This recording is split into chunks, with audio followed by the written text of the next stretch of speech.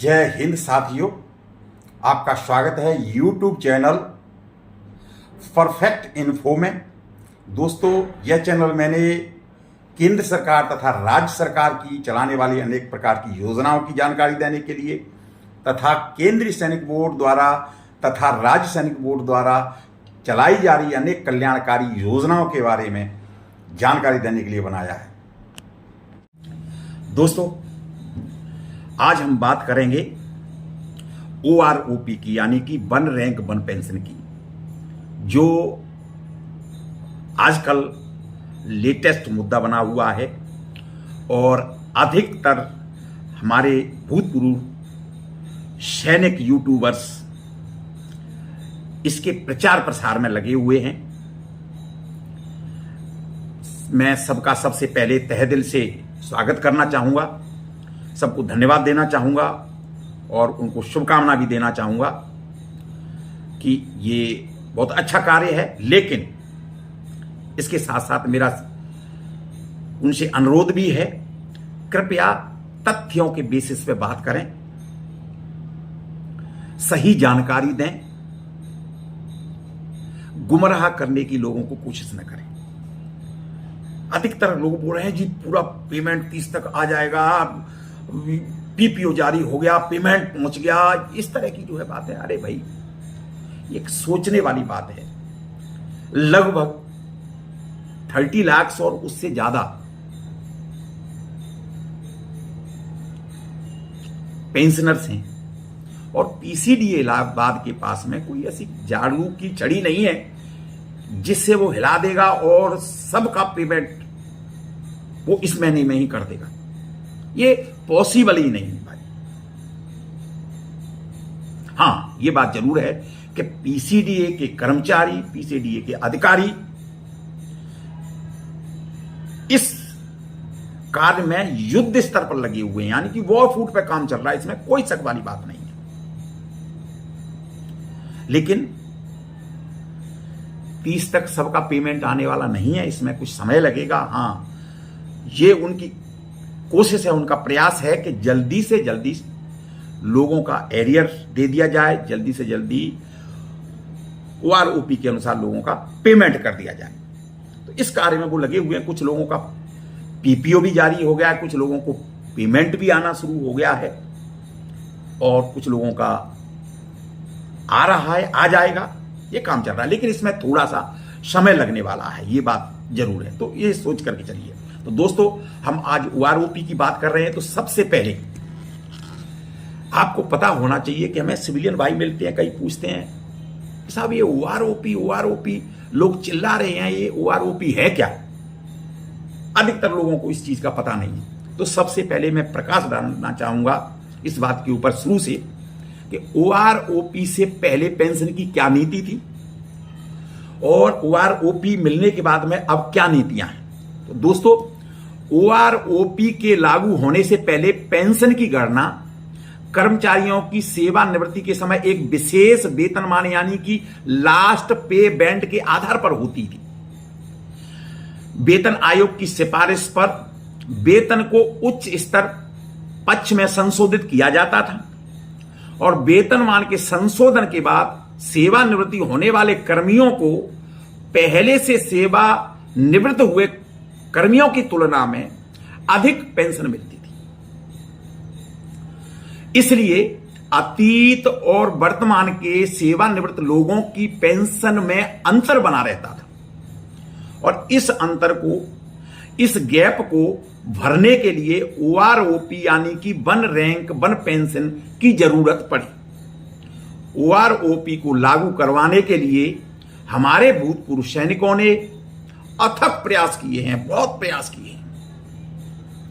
OROP लागू होने से पहले 40 वर्ष से भी अधिक अनेक भूतपूर्व सैनिकों ने इसके लिए आंदोलन किया है।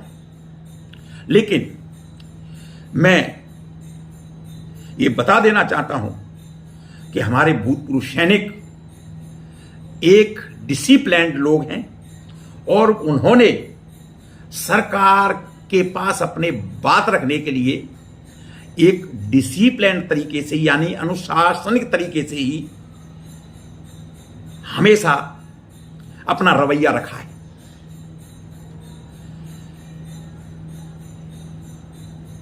लेकिन उन्होंने कभी भी गवर्नमेंट का या किसी लोगों को परेशान करने की कोशिश नहीं करती है जैसे लोग करते रहे आंदोलनों के बीच में। तो इसके लिए मैं उन लोगों का धन्यवाद भी करना चाहता हूं। इसके लिए आज भी लोग, क्योंकि आज जो आरोपी है उसमें कुछ कमियां हैं, कुछ खामियां हैं, कुछ विसंगतियां हैं, उनको लेकर के धरने पर बैठे हैं और सरकार के पास अपना पक्ष रख रहे हैं, लेकिन बड़े शालीनता के साथ, बड़े शांति के साथ। और ये ही एक सैनिक का कर्तव्य है, क्योंकि हम लोग डिसिप्लिन्ड है। हम लोगों ने अपनी जिंदगी में सबसे बड़ी चीज सीखी है तो वो डिसिप्लिन होना सीखी है। दोस्तों 2015 से पहले इसे सही तरीके से समझाने के लिए सरकार के कई प्रयास किए उन लोगों ने। हां, यह जरूर है कि वन रैंक वन पेंशन के मुद्दे पर पूर्व में विभिन्न समितियां और निकायों का गठन हुआ है और इसके ऊपर विचार किया गया है। यही नहीं कि सिर्फ भूतपूर्व सैनिकों को ही ओआरओपी नहीं दिया, अन्य केंद्रीय कर्मचारियों को भी यह लागू नहीं किया है। तो इन समितियों और निकायों ने क्या क्या सिफारिश दी, इसके ऊपर भी हम थोड़ा सा प्रकाश डालेंगे। सबसे पहले तीसरा केंद्रीय वेतन आयोग बना। इसमें रैंकों के आधार पर 3 से 9 साल तक पेंशन के लिए योग्यता सेवा के वेटेज की सिफारिश इस आयोग ने की। उसके बाद नंबर दूसरा, भूतपूर्व सैनिकों की समस्याओं पर उच्च स्तरीय समिति 1984 केपी सिंह देव समिति जिसको बोलते हैं, वो बनी और उसकी सिफारिश थी। उन्होंने समिति ने सिफारिश की कि सरकार को विशेष रूप से उस सिद्धांत के आलोक में वन रैंक वन पेंशन के मुद्दे पर विचार करना चाहिए जो उच्चतम न्यायालय और उच्च न्यायालय के न्यायाधीशों की पेंशन के संबंध में पहले भी स्थापित हो चुका है। नंबर तीसरी जो कमेटी बनी, चौथा केंद्रीय वेतन आयोग।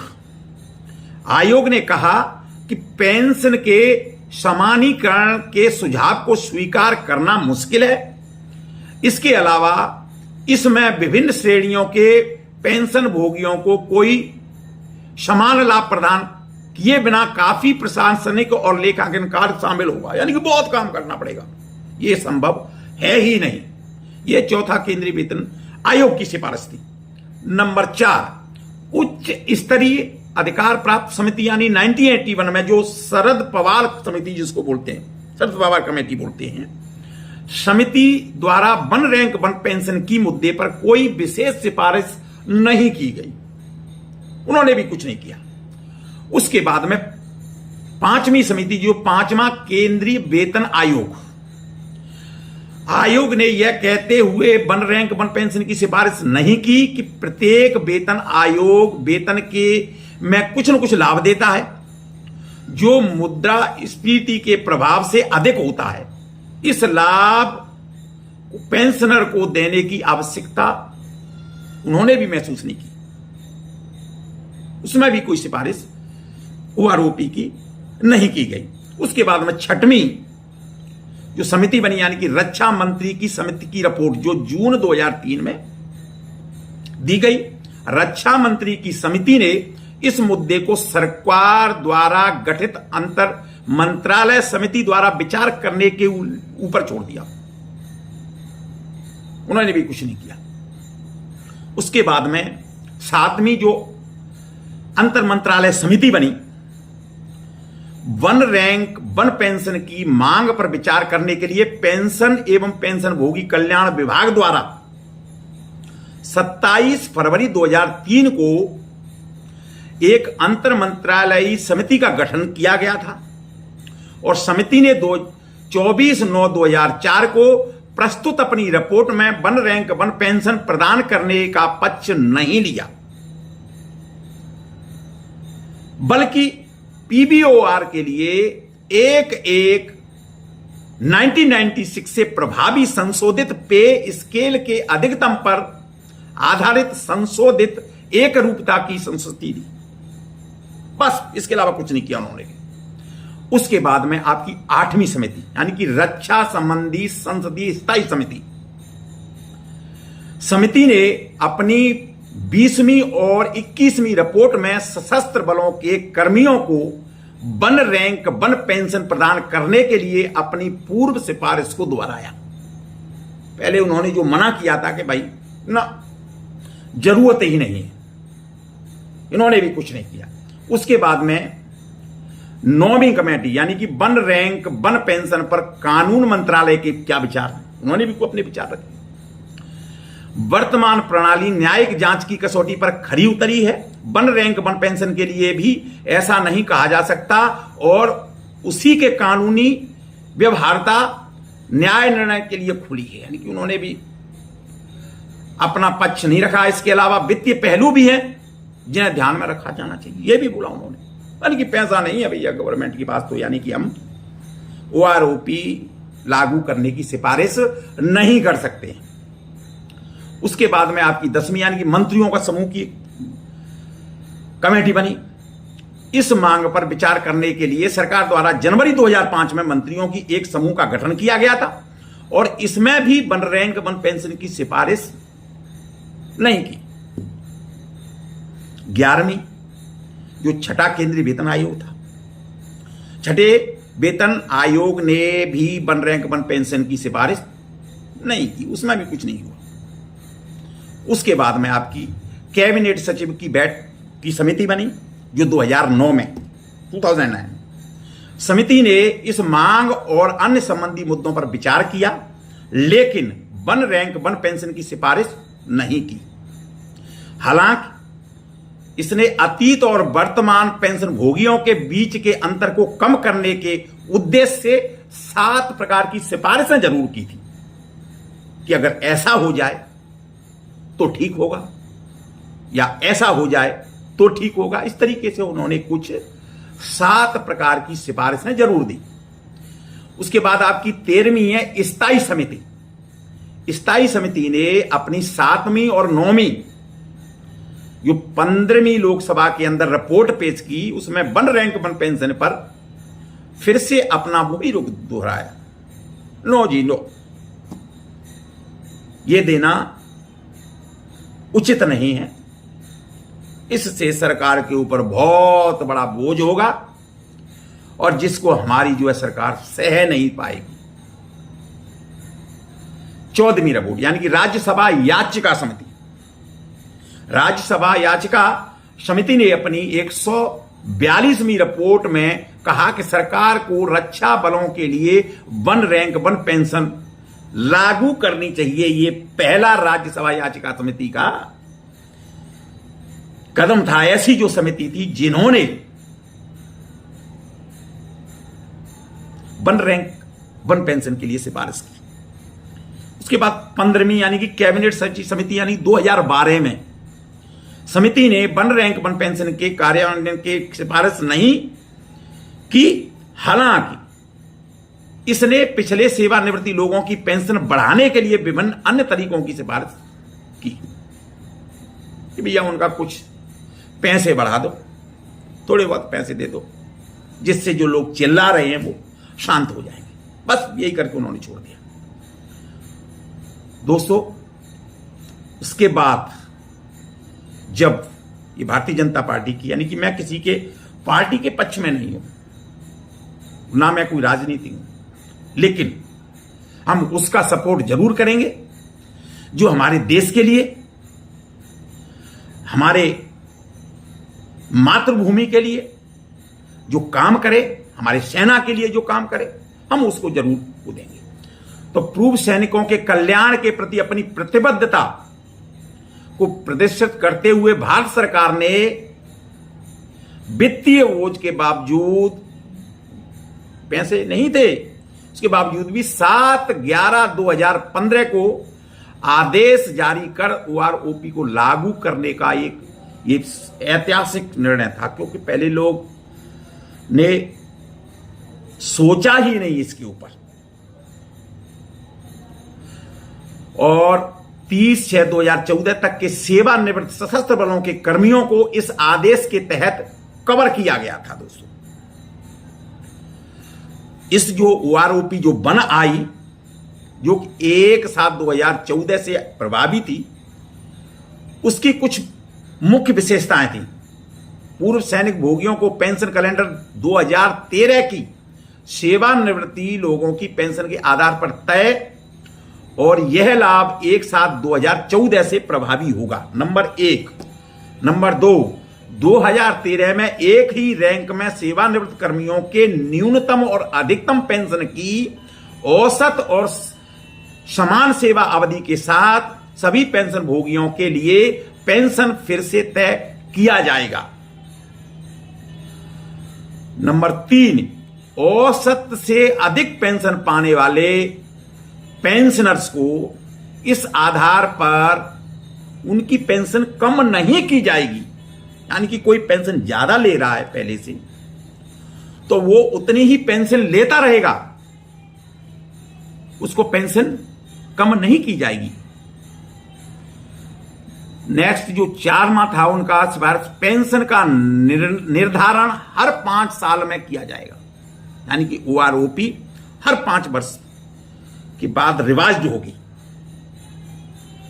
और नंबर 5, OROP लाभार्थियों को साथ में, यानी कि जो 7th पे कमीशन था उसके तहत ही 2.57 के गुणन के आधार पर ही पेंशन का निर्धारण का लाभ इसमें दिया गया। दोस्तों, उसके बाद में दूसरी जो OROP थी वो 1/7/2019 से लागू हुई। यानी कि 3 जो है आज तक हो गई हैं। पहली जो OROP थी वो 1/7/2014 से लागू थी। नंबर 2 जो दूसरी OROP है वो 1/7/2019 से लागू थी। और अब OROP 3 जो आई है वो 1 जुलाई 2024 से लागू है। लोगों, हम आगे बात करेंगे कि किसका कितना पेंशन बढ़ा, किसको कितना लाभ हुआ, कितना जो है उसको घाटा। लेकिन मैंने पीछे बताया कि किसी को अगर उसको पेमेंट ज्यादा मिल रहा है तो उससे आप कम नहीं दे सकते हैं। लेकिन इस वन रैंक वन पेंशन जो अभी लागू की है, जो 1/7/2024 से, इसमें काफी विसंगतियां हैं, काफी जो है कमियां, जो आप आगे हम आंकड़े पेश करेंगे उसके अंदर आप देखेंगे।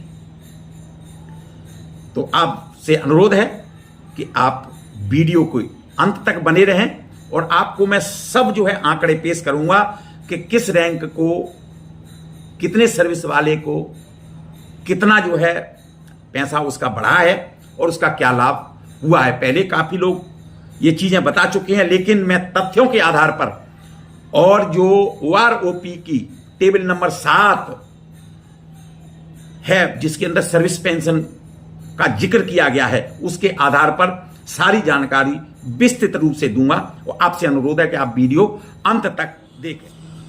वन रैंक वन पेंशन यानी OROP 3 जो कि 1 जुलाई 2024 से लागू है, इसके आंकड़े सबसे पहले हम सिपाही एक्स ग्रुप से बात करना चाहेंगे। तो 15 साल का सिपाही एक्स ग्रुप को पहले OROP 2 में 20,607 रुपीज़ यानी कि 20,607 रुपये मिलते थे, जो अभी 22,125 यानी कि 1,518 रुपये बढ़े हैं। और ये 16.5 यानी कि 16.5 साल की सर्विस तक, उसके बाद में 17वीं साल की जब सर्विस होगी तो फिर दोबारा यहाँ पे 22,263 रुपये अभी लेटेस्ट हो गया है, जिसमें 1,656 रुपये बढ़े हैं। ये आपके जो है 18 साल तक, और उसके बाद में 18.5 साल की 18.5 यानी कि 18 साल से फिर बढ़ोतरी हुई यानी कि 23,225 रुपये। 2618 रुपये की बढ़ोतरी हुई है और पेमेंट हुआ है 50% डीआर के साथ में 34,838 रुपीज। और ये आपका लाभ हुआ है 19 साल तक लास्ट में। और अभी इसी तरीके से जब हम सिपाही वाई ग्रुप के बात करते हैं तो इनको 15 साल में पहले 18,807 रुपीज़ यानी कि 18,807 रुपये मिलते थे, जो कि 15 साल से लेकर के और 19 साल तक एक ही स्केल था OROP2 के अंदर। लेकिन OROP3 में अभी जो लेटेस्ट है उसमें चेंज हुआ है।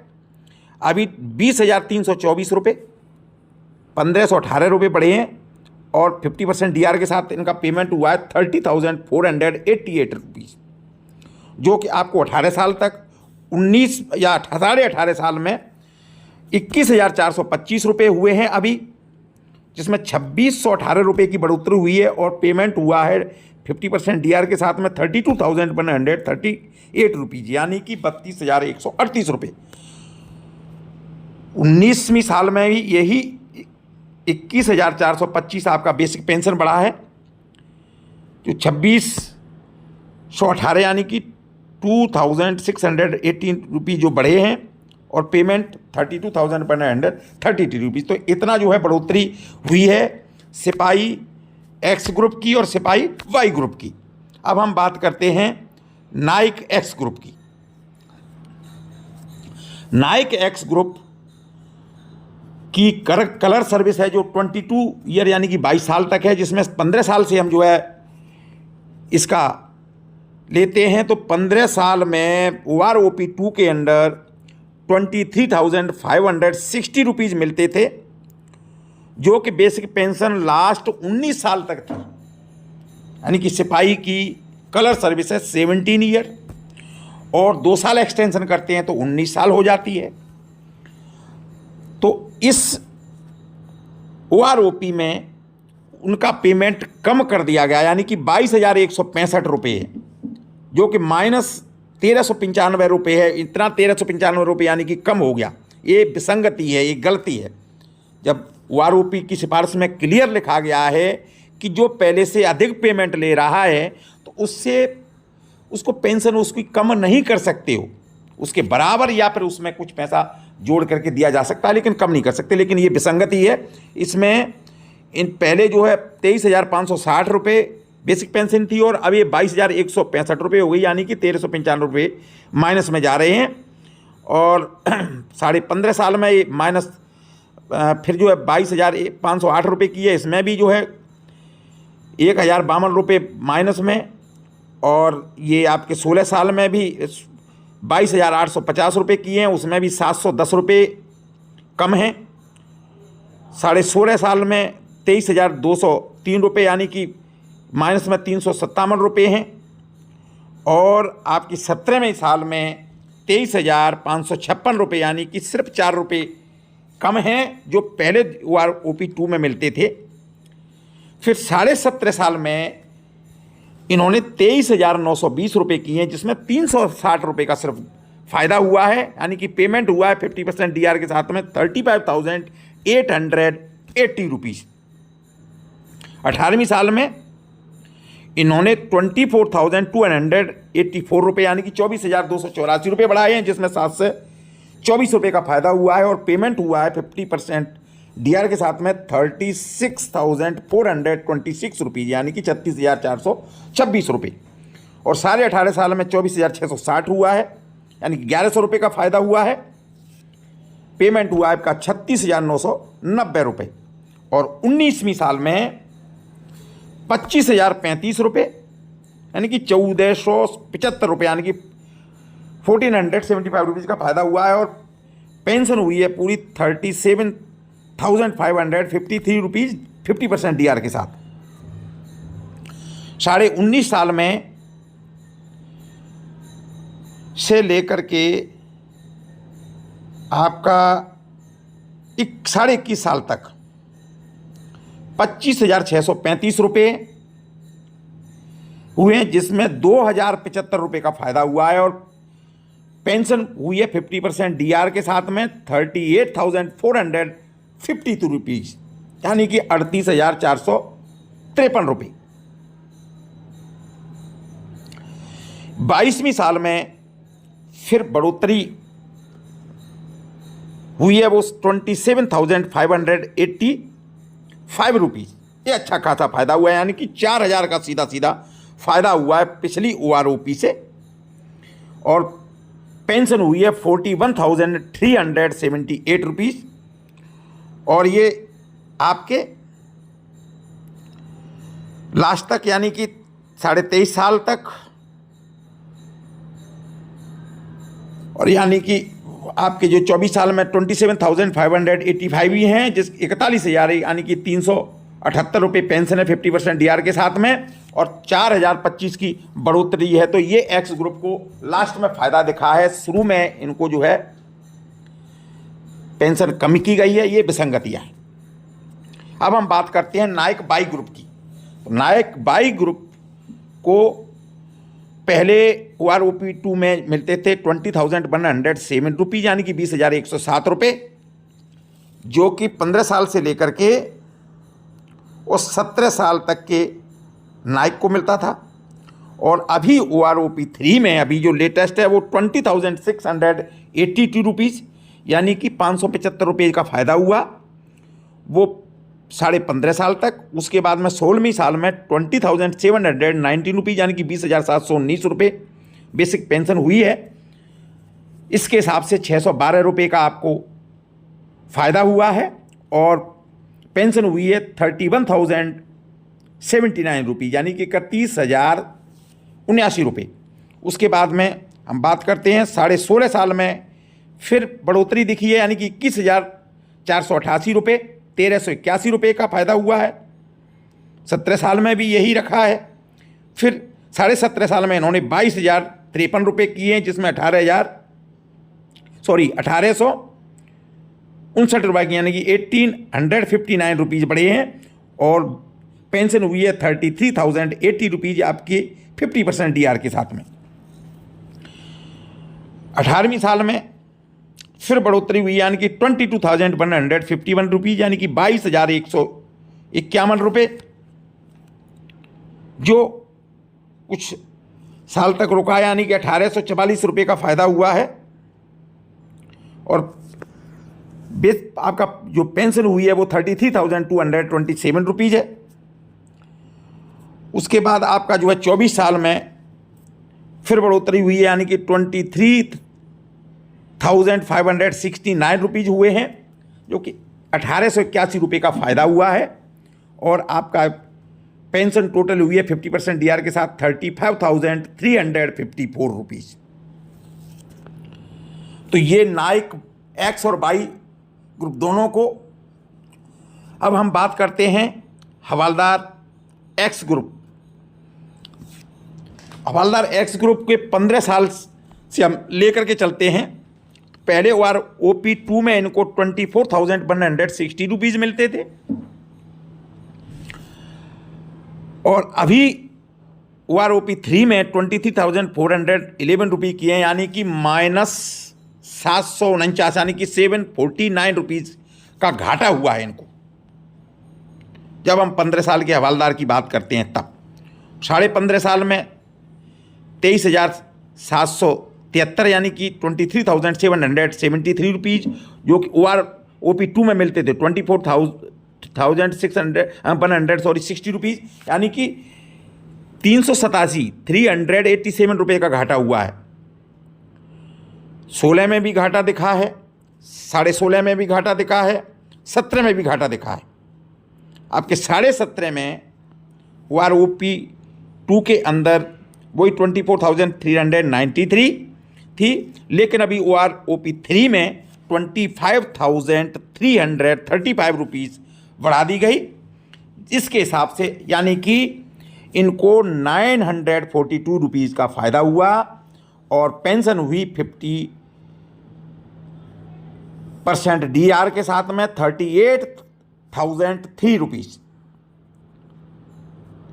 और फिर ये जो 18 साल में 25,635 रुपीज़ बढ़ी, इसमें 1242 रुपये यानी कि 1242 रुपीज़ का फ़ायदा हुआ और पेंशन हुई 38,453 50% डीआर के साथ। और 18.5 में फिर बढ़ा 25,728 रुपीज़ हुई और 1,335 रुपये का फ़ायदा हुआ और पेंशन हुई 38,592 रुपीज़।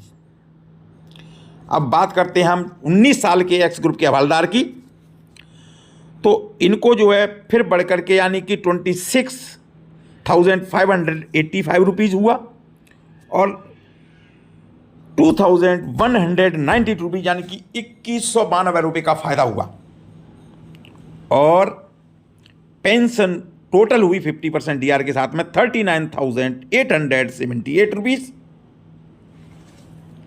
19.5 साल में भी यही रहा और 20 जैसे ईयर की सर्विस हुई तो उसमें 27,260 यानी कि 2,525 रुपये की बढ़ोतरी हुई। 40,890 रुपये 50% डीआर के साथ आपकी पेंशन बनी। उसके बाद 20 साल में फिर थोड़ी सी बढ़ोतरी हुई, लेकिन OROP2 की तुलना में इनको पहले के फ़ायदे से थोड़ा सा कम हुआ यानी कि 1,650 रुपये का ही फ़ायदा हुआ और पेंशन हुई 41,378 रुपीज़ 50% डीआर के साथ। और 21वीं साल में फिर थोड़ी सी बढ़ोतरी हुई यानी कि 27,935 रुपीज़ बेसिक पेंशन हुई और 2,000 का फ़ायदा हुआ जो कि आपको 22.5 साल तक रहा। उसके बाद में 23वीं साल में तक रहा ये। उसके बाद आगे चलते हैं, 23.5 साल में भी यही रहा और ये आपके 26 साल तक रहा। 26 साल तक यानी कि हवलदार की कलर सर्विस 24 ईयर और 26 ईयर तक आप कर सकते हैं। तो इनको 26 साल अगर सर्विस करते हैं तो 27,935 रुपीज़ बेसिक पेंशन हुई अभी लेटेस्ट। पहले OROP2 में ये 26,260 थी यानी कि 1,675 रुपये का फ़ायदा हुआ और टोटल पेंशन बनी 41,903 50% डीआर के साथ। आगे हम बात करेंगे हवलदार वाई ग्रुप की। तो हवलदार वाई ग्रुप में 15 साल का जो हवलदार है उसको OROP2 में 21,782 रुपये यानी कि 21,782 रुपये मिलते थे और अभी OROP3 के अनुसार 21,988 रुपये यानी कि 206 रुपये का फ़ायदा हुआ और टोटल 15 साल के हवलदार की पेंशन बनी 32,982 रुपये यानी कि 50% डीआर के साथ में। 15.5 में फिर थोड़ी सी बढ़ोतरी हुई यानी कि 22,257 रुपये 475 का फ़ायदा हुआ और फिर 16 में ये रही। 16.5 में 22,476 रुपये, थोड़ी सी और बढ़ोतरी हुई यानी कि 694 रुपये का फ़ायदा हुआ और पेंशन टोटल हुई 33,714 रुपीज़ 50% डीआर के साथ। 17 ईयर में ये रहा। उसके बाद में 17.5 साल की जब हवलदार हो जाते हैं तो इनको 22,994 रुपये यानी कि 1,212 रुपये का फ़ायदा हुआ और 34,491 रुपये टोटल पेंशन 50% डीआर के साथ हुई। उसके बाद में 18वीं साल में फिर 23,432 1,650 का फ़ायदा। 18.5 में ही यही रहा 16.5 का फ़ायदा। उसके बाद में आपके 19 साल के हवलदार को भी यही रहा 1,650 रुपये का फ़ायदा। उसके बाद में 20 साल में फिर थोड़ी बढ़ोतरी हुई यानी कि 24,763 यानी कि 2,756 रुपये का ये थोड़ी सी बढ़ोतरी दिखी और टोटल पेंशन हुई 37,145 रुपीज़ 50% डीआर के साथ में। ये आपका जो है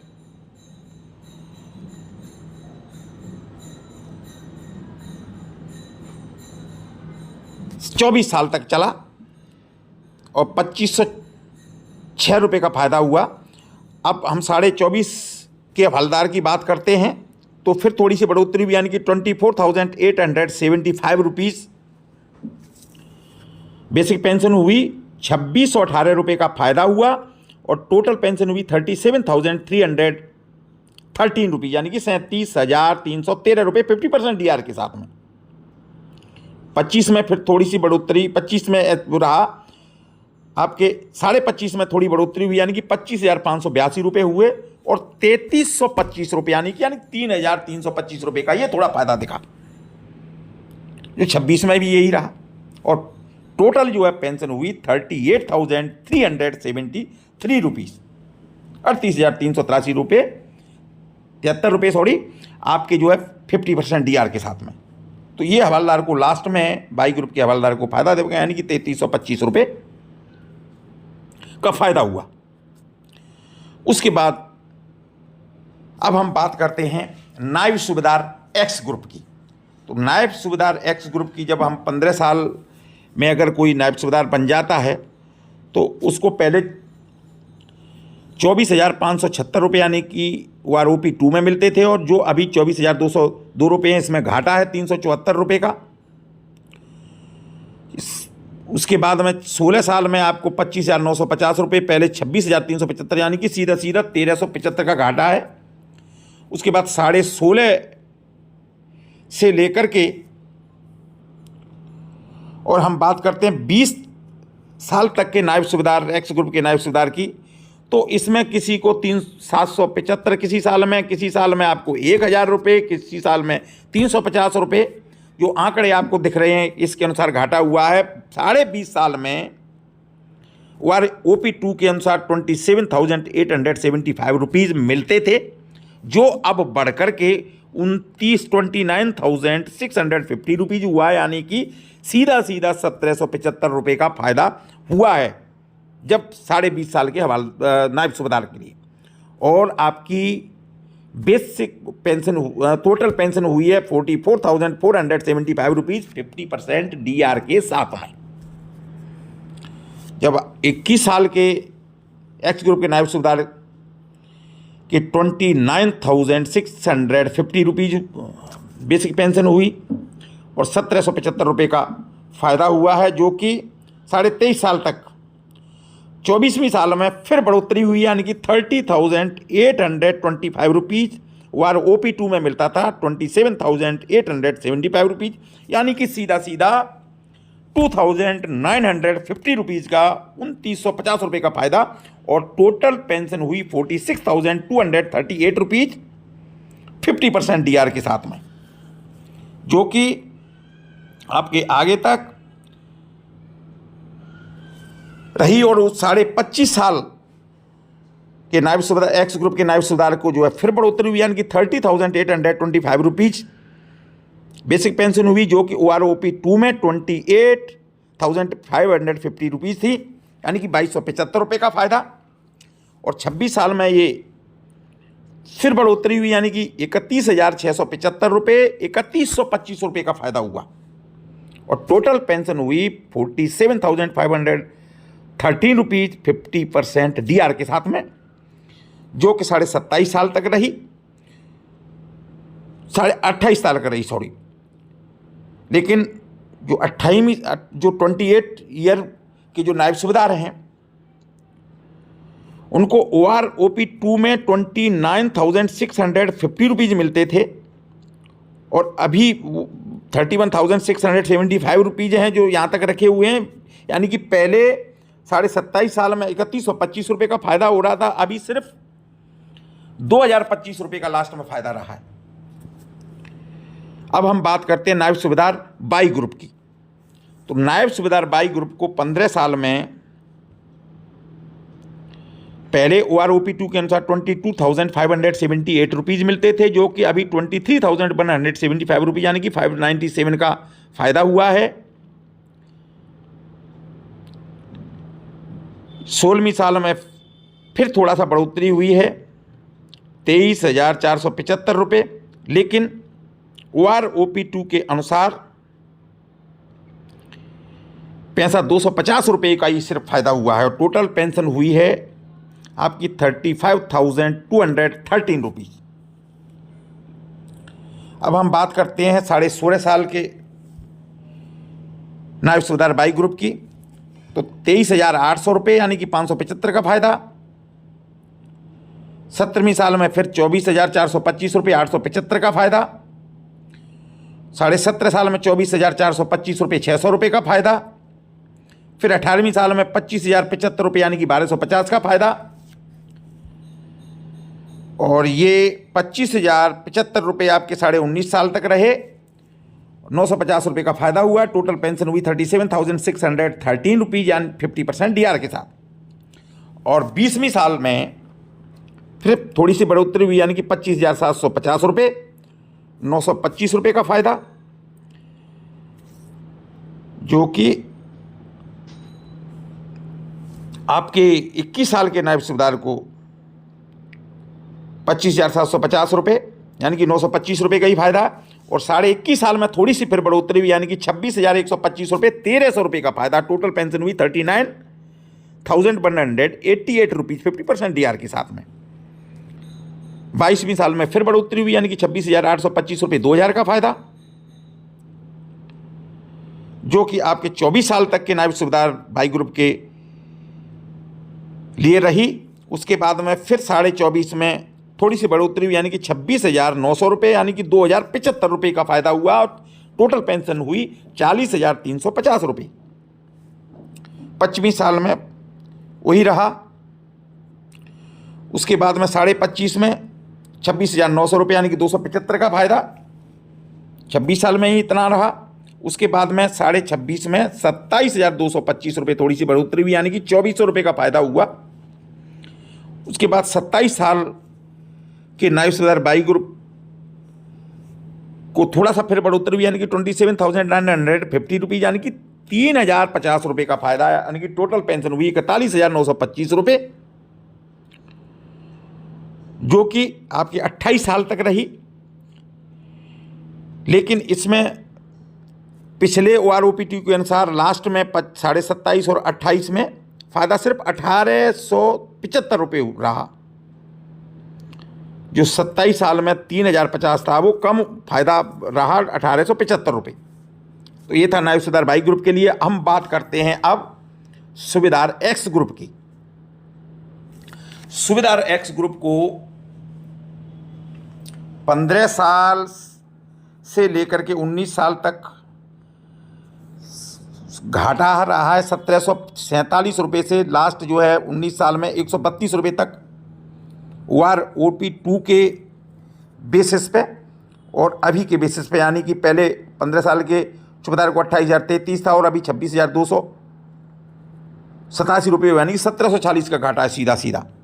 तो ये घाटा रहा 19 साल। और आगे देखते हैं आपका जो है 19.5 साल में OROP2 के अनुसार 28,900 रुपीज़ था और अभी लेटेस्ट जो OROP3 में 29,206 रुपीज़ हुआ यानी कि 306 रुपये का फ़ायदा हुआ। 20 साल के 758 यानी कि 758 रुपये का फ़ायदा हुआ। 20.5 साल में बेसिक पेंशन हुई 30,109 रुपीज़, पहले 28,900 थी तो इसमें 1,209 रुपये का फ़ायदा हुआ। टोटल पेंशन हुई 45,160 रुपीज़ 50% डीआर के साथ। और ये फिर जो है आपके 21 साल तक 1,625, 21 साढ़े 21 में 1,340, 22 में 1,820, साढ़े 22 में आपको 1,050, उसके बाद 23 में 1,050 और फिर कम हो गया यानी कि पहले OROP2 में 31,750 23.5 साल के सूबेदार की थी और OROP3 के अनुसार 32,000 है तो सिर्फ 250 रुपये का फ़ायदा हुआ। टोटल पेंशन हुई 48,000 रुपीज़ 50% डीआर के साथ में। आगे हम बात करते हैं 24 साल के सूबेदार की। तो 24 साल से लेकर के और आपके 25.5 तक 32,000 ही बेसिक पेंशन रही है OROP3 के अनुसार, जिसमें इनको घाटा रहा है 250 रुपये का। और 25.5 के जो सूबेदार की बात करें तो हम 1,700 रुपये का उनको घाटा रखा है, क्योंकि OROP2 के अनुसार 33,700 थी और अभी 32,000 यानी कि कम होगी 1,700 रुपये का सीधा सीधा घाटा है। ये विसंगतियाँ हैं। 26 में 850 रुपये का घाटा रहा है। और 26.5 में बराबर हुआ है 33,700 रुपये, OROP 2 में भी थी और 33,700 रुपये OROP 3 में भी रही है। और टोटल 50,550 रुपीज़ पहले भी थी और अभी भी है। 27 में फिर कम हुआ, यानी कि 1,800 रुपये का घाटा हुआ। उसके बाद में 28 में 1,275 रुपये का घाटा हुआ। 28.5 में और 29 में फिर बराबर हुआ। फिर 29.5 और 30 साल के सुबेदार के लिए 35,975 रुपीज़ हुई लेटेस्ट, और OROP 2 में थी 35,500 रुपीज़, यानी कि 475 रुपये का सिर्फ फायदा हुआ।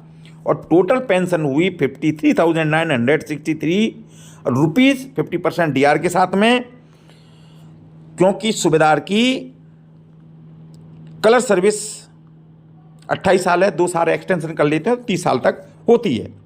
अब हम बात करते हैं सुबेदार बाई ग्रुप की। तो सुबेदार बाई ग्रुप को 15 साल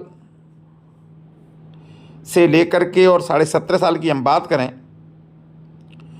तो 679 यानी 679 का फ़ायदा हुआ है 15 साल के सुबेदार को। उसके बाद में 690, 700, 700, 700 और फिर 17.5 में बराबर हो गया है। फिर आप जो 18 की बात करते हैं, 18 से 19 की बात करते हैं तो 450 रुपये का घाटा हुआ है, क्योंकि पहले 27,550 मिलते थे और अभी OROP 3 के अनुसार 27,100 रुपये हुए हैं, तो इसमें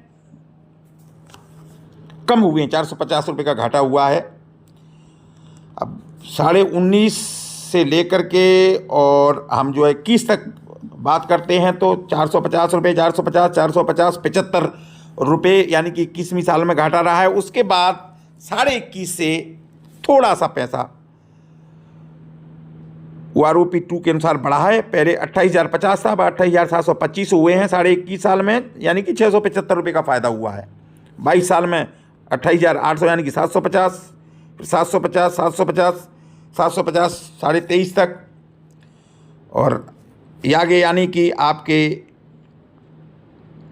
26.5 के तक के सुबेदार बाई ग्रुप को 750 रुपये का ही सिर्फ फायदा हुआ है। पहले 28,050 थी बेसिक पेंशन OROP 3 में, OROP 2 में, और अभी 28,800 रुपये OROP 3 में हुई, यानी कि 750 रुपये का ही सिर्फ फायदा हुआ है। 43,200 50% DR के साथ में पेंशन हुई।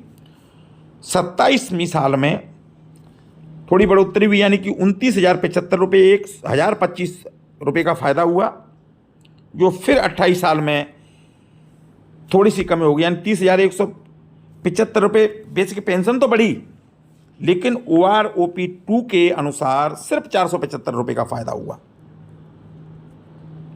उसके बाद बात करते हैं हम 28.5 से लेकर के 29.5 तक के सुबेदार बाई ग्रुप की, तो 475 रुपये का सिर्फ फ़ायदा हुआ है। और 30वें साल में 31,500 रुपये बेसिक पेंशन हुई है OROP 3 में, जिसमें सिर्फ 500 रुपये का फ़ायदा हुआ है, और टोटल पेंशन हुई है 47,250 रुपीज़ 50% DR के साथ। अब हम बात करेंगे सुबेदार मेजर X ग्रुप की। सुबेदार मेजर X ग्रुप की ये हमने आंकड़े 24 एंड एबव लिए हैं, क्योंकि इससे पहले सुबेदार मेजर बहुत कम ही बन पाते हैं, क्योंकि सुबेदार मेजर की सर्विस बनने के बाद सिर्फ 4 साल तक होती है। चाहे वो 20 में बने तो 24 में उनको रिटायर होना पड़ेगा, 24 में बने तो 28 में रिटायर होना पड़ेगा, और 28 में बने तो 28,432 में आप रिटायर होना पड़ेगा। तो इस तरीके से सिर्फ सुबेदार मेजर की सर्विस का जो क्राइटेरिया है वो बनने के बाद सिर्फ 4 साल वो नौकरी कर सकते हैं। तो 24 साल के सुबेदार मेजर को OROP 2 के अनुसार मिलते थे 34,600 रुपीज़, और अभी कम हुए यानी कि 32,000 किए हैं, तो ये 2,600 रुपये का घाटा है। 24.5 में 3,500 रुपये 3,525 का घाटा है। आपके जो है 26 तक ₹2675 का घाटा है, 1825 का घाटा है, 1825 यानी कि 28 साल में OROP2 में ₹35,525 थे और अभी ₹34,225 हुए हैं, यानी कि ₹1,300 का घाटा है। माइनस में ₹1,300 हैं, 28.5 में भी माइनस में हैं, 29 में भी माइनस में हैं। फिर 29.5 में OROP2 के अनुसार ₹35,525 थे, जो अभी ₹35,975 हुए हैं, यानी कि ₹450 का थोड़ा फायदा हुआ है। टोटल पेंशन हुई है ₹53,963, 50% DR के साथ। 30 में ही 30 साल में भी यही है। 30.5 में फिर थोड़ी बढ़ोतरी हुई, यानी कि ₹38,175, यानी कि ₹1,225 का फायदा हुआ है। टोटल पेंशन हुई है ₹57,263। उसके बाद 31 में फिर थोड़ी बढ़ोतरी हुई, यानी कि ₹40,600, ₹1,675 का फायदा। टोटल पेंशन हुई है ₹60,900, 50% DR के साथ। फिर आपके जो है 31.5 में ही सिर्फ ₹675 का फ़ायदा रहा। उसके बाद 32 में भी ₹675 का फ़ायदा रहा। फिर 32.5 में फिर बढ़ोतरी हुई, यानी कि ₹42,650, ₹2,725 का फ़ायदा रहा है। और 33 एंड एबव फिर ₹42,650, यानी कि ₹2,725 का फ़ायदा। टोटल पेंशन हुई है ₹63,975। ये एक्स ग्रुप के सूबेदार मेजर की है। उसके बाद बात करते हैं हम सूबेदार मेजर वाई ग्रुप के। सूबेदार मेजर वाई ग्रुप के 24 साल का अगर सूबेदार मेजर वाई ग्रुप हैं तो इनको OROP2 के अनुसार ₹29,000 मिलते थे, अभी ₹31,953, यानी कि ₹2,950 का फ़ायदा हुआ। उसके बाद में थोड़ा सा फिर कम हो गया, यानी कि 24.5 में ₹1,250 का फ़ायदा हुआ, जो लास्ट आपके 27.5 साल तक रहा। उसके बाद 28वीं साल में फिर बढ़ोतरी हुई, यानी कि पहले ₹30,775 बेसिक पेंशन OROP2 में थी, जो OROP3 में ₹33,750 हुई, यानी कि 2,975 का फ़ायदा हुआ। टोटल पेंशन हुई ₹50,625, जो कि आपके जो है 28.5। उसके बाद में 29 में फिर थोड़ी सी बढ़ोतरी हुई, यानी कि ₹34,425 बेसिक पेंशन हुई, ₹3,175 का फ़ायदा रहा। 29.5 में यही रहा।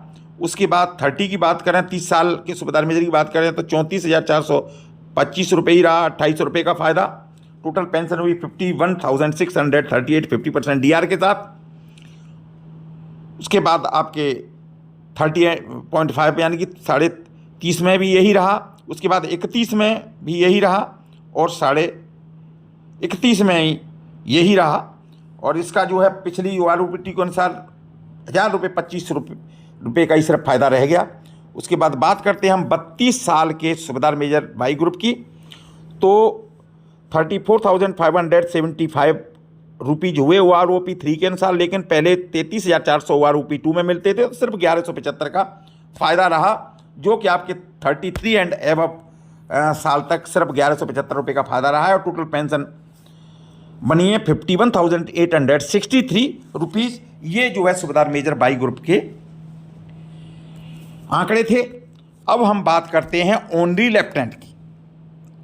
तो दोस्तों ऑनरी लेफ्टिनेंट को 24 ईयर के अगर कोई ऑनरी लेफ्टिनेंट बनता है तो उनको पहले 36,800 थे, जो अभी 38,800 यानी कि ₹1,600 का फ़ायदा हुआ है। टोटल पेंशन बनी है 57,600, 50% DR के साथ में।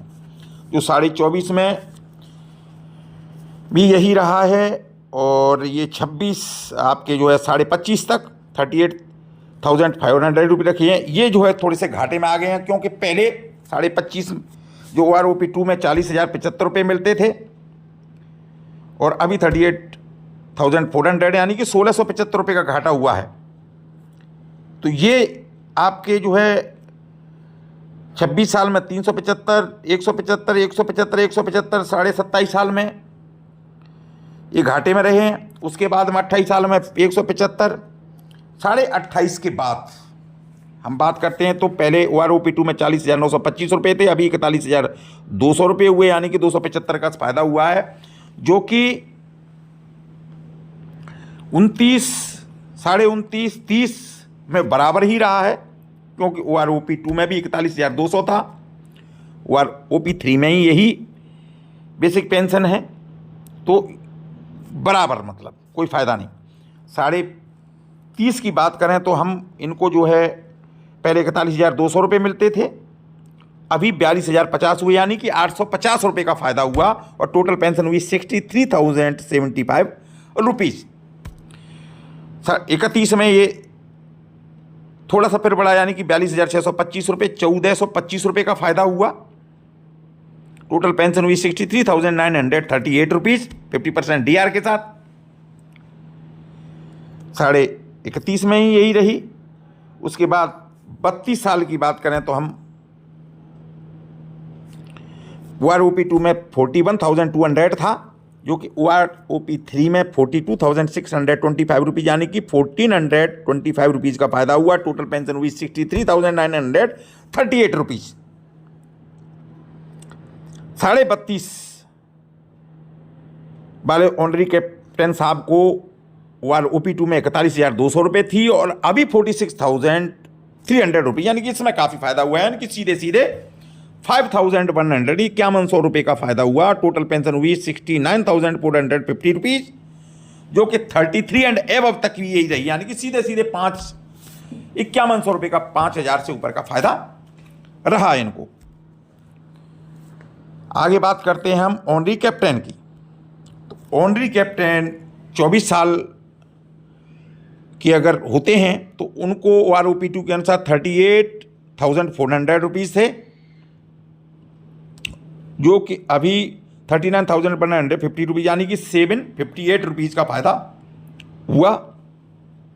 24.5 में 1,354 का फ़ायदा हुआ, 25 में 1,669 का फ़ायदा हुआ, 25 में 908 रुपये का फ़ायदा हुआ, 26 में 1,542 का फ़ायदा हुआ, 26 में 1,325 का फ़ायदा हुआ, और 27 का बात करें तो OROP2 के अनुसार 40,925 रुपीज़ थे, जो कि 42,500 रुपये हुए, 1,575 रुपये का फ़ायदा हुआ। टोटल पेंशन हुई 63,750 रुपीज़। और 27.5 की हम बात करें तो 1,575 का ही फ़ायदा रहा। उसके बाद आपके जो है 28 साल के अगर ऑनरी कैप्टन साहब हैं तो पहले OROP2 में 40,925 रुपये थे, अभी 42,500 रुपये, यानी कि 1,575 का फ़ायदा। 28.5 में यही रहा, 29 में भी यही रहा। 29 में आपका जो है OROP2 के अनुसार जो है पैसा सिर्फ 575 रुपये का फ़ायदा रहा। फिर ये 29.5, 30 और 31 में ये बराबर हो गए, क्योंकि पहले भी 42,500 थी और अभी भी 42,500 है, यानी कि 63,750 रुपये का पे उनके 50% DR के साथ में इनकी पेंशन हुई। और जब 31 साल के ऑनरी कैप्टन साहब की हम बात करते हैं तो OROP3 में 43,675 मिलते थे, और अभी 42,625 रुपये हुई। ये भी संगति है, सीधे सीधे 1,050 का घाटा। 31.5 में भी यही रहा। उसके बाद 32 में भी यही 1,050 का फायदा घाटा रहा, और 32.5 में 43,675 OROP2 में थी, और अभी 46,300 रुपये हुई। तो इसमें 2,625 रुपये का, यानी कि जो 32.5 और 33 एंड एबव जो ऑनरी कैप्टन साहब हैं उनको जरूर 2,625 रुपये का फ़ायदा हुआ है। टोटल पेंशन हुई है 69,450 रुपीज़।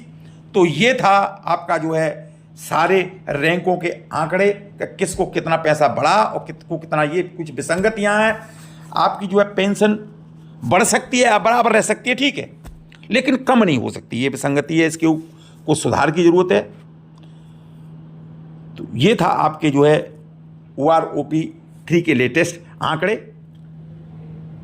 दोस्तों, मैंने OROP2 और OROP3 की टेबल नंबर 7 के आधार पर दोनों टेबलों की तुलना करके और आपको आंकड़े दिखाने की कोशिश की है, समझाने की कोशिश की है। आप अपने मोबाइल से गूगल पर OROP2 और OROP3 की टेबल डाउनलोड करके, दोनों की तुलना करके अपनी पेंशन आप खुद जान सकते हो। इसमें वीडियो में मैंने समझाने की कोशिश की है। अगर वीडियो आपको पसंद आया हो तो आपसे अनुरोध है कि आप अपने दोस्तों, अपने साथियों को भेजें, चैनल को लाइक करें, सब्सक्राइब करें, बेल आइकॉन बटन दबाना न भूलें, जिससे कि आपको मेरे अगले वीडियो की जानकारी, अगले वीडियो का नोटिफिकेशन मिल सके। किसी भी सुझाव के लिए कमेंट्स करें। डिस्क्रिप्शन में दिए गए लिंक के माध्यम से आप मेरे अन्य वीडियोस के बारे में जानकारी ले सकते हैं, वीडियो देख सकते हैं। अपने कमेंट्स, अपने सुझाव और अगर कोई जानकारी पूछना चाहते हैं तो वो आप डिस्क्रिप्शन में दिए गए फेसबुक, इंस्टाग्राम और टेलीग्राम के लिंक के माध्यम से ले सकते हैं। इसी के साथ जय हिंद, वंदे मातरम।